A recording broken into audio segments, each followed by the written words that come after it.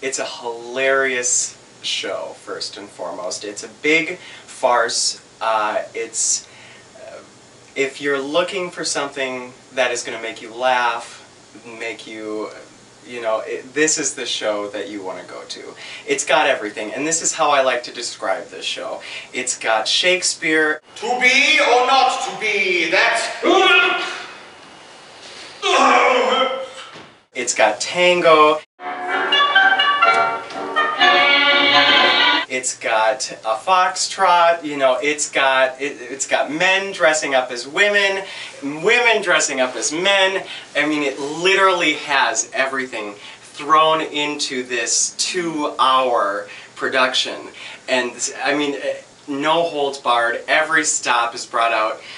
If you're looking for a little bit of a synopsis, 2 British actors down on their luck, touring through America. They are on their train to their next destination after they get thrown out of a moose lodge in Pennsylvania, and they come across a newspaper article that is talking about this heiress in York, Pennsylvania, and she is searching for her long-lost, what they think is her long-lost nephews. And she wants to leave them each $1 million. She's never seen them. They moved to England when they were very young, and so they think this is going to be the perfect setup for them to just jump right in, pretend to be these long-lost nephews, get the money and run, basically. Well, then they come to find out that Max and Steve, who they thought the nephews were not nephews at all, but actually nieces. And so they decide that they're still going to go through with the plot, yet they're going to be dressed as women and pretend to be, the nieces. And from there, hilarity ensues. There's just a great cast of characters. There's a lead, the leading lady in the show, Meg, who's very sort of she's got a very demure temperament, but she's always wanted to be an actress, and so she meets these actresses for the first time, and she wants to really come out of her shell and wants to talk to them about acting in the theater. And then you've got Audrey, who's kind of the sex pot, and they meet her on the train for the first time, and she wants to go to college, and she's learned all these words, and she roller skates. Her job is as a waitress, roller skating around from table to table, very 50s. The show is set in 1958. It's a really, really terrific show.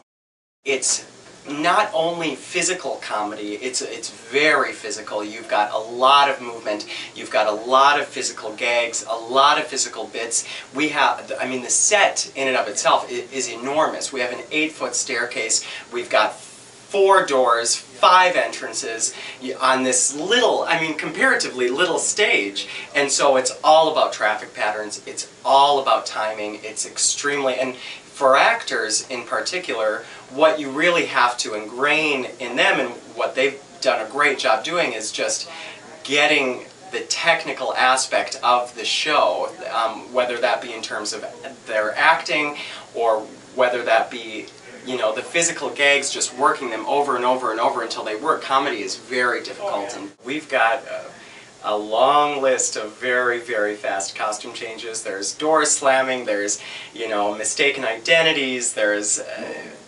the exits and entrances are very intense. So yeah, it is a door slamming farce, absolutely.